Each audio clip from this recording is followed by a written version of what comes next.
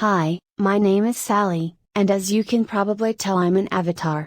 I work for Pat and Warner, and they run Warner's tree surgery.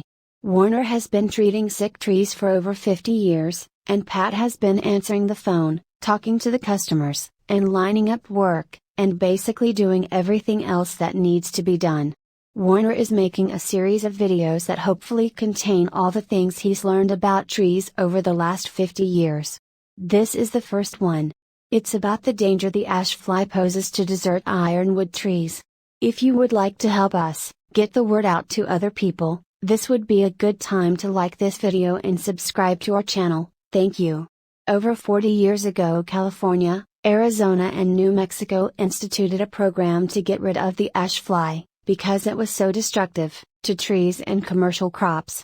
The ash fly basically gets in anything with the leaf, and this tiny insect can completely defoliate at least 40 species of trees. The ash whitefly has a 60-day lifespan, but for 55 days it's an aphid-like creature that is too small to see with the naked eye. The adult winged insects are just barely visible. In the past, California, Arizona, and New Mexico were successful in eradicating this pest with a combination of poisoning neighborhoods, crops, and orchards, and importing the ash fly's natural predator, a very small wasp, but at this time, as far as I know, nothing is being done about them.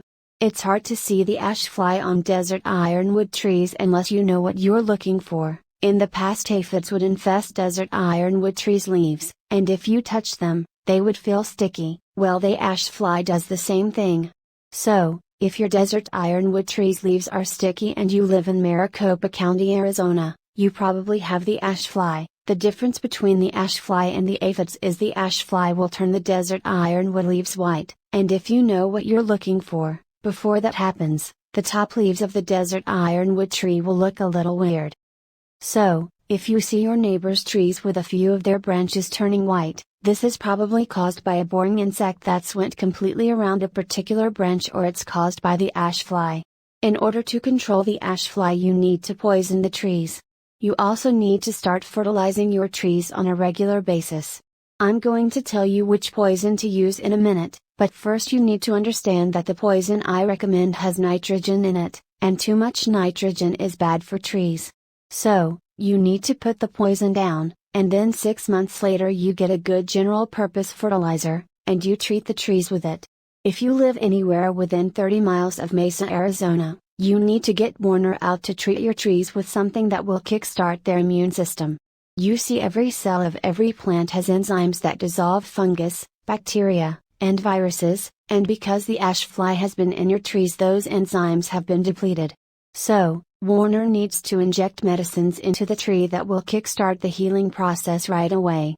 You can protect your trees by treating them with Bio-Advanced Tree and Shrub, which you can get at Home Depot. This is a terrible poison, is so bad it was taken off the market for professionals to use, but thanks to some sneaky politicians, it was grandfathered in, so a 10-year-old kid can walk in and buy all he wants. Anyway, if you know it's toxic, you'll be fine, just don't go sticking your hands in it and licking your fingers. If you're careful, and a little bit afraid, it's safe to use. If you use the liquid, you pour the amount you need in a bucket with water, and you put the water down close to the base of the tree, and then you water it in. If you use the powder, you put the powder down close to the base of the tree and then you water it with a sprinkler. If a little dog licks it up before it's dry, it will kill the little dog. So, make sure animals and children are kept away from it until it's dry. You only need to put it down once a year, and in 3 years, if you do it yearly, you will not only get rid of the ash fly, but it will also get rid of all the boring insects in a tree. There's one more thing I need to tell you. Every place in the world where it rains, the water falls off of the trees at the drip line, and because that's where the water falls, that's where the roots that pick up the micronutrients develop, and all the instructions you get for the fertilizers tell you to put the fertilizer out at the drip line.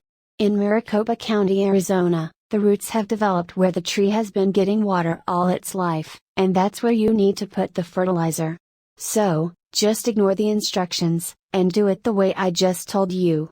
Also, while we're on the subject, our garages and sheds get 140 degrees in the summertime. This damages the fertilizer, so you need to keep the fertilizer someplace cool in the summer, and if you've got fertilizer that's been in the garage or shed in the summertime, you need to get rid of it.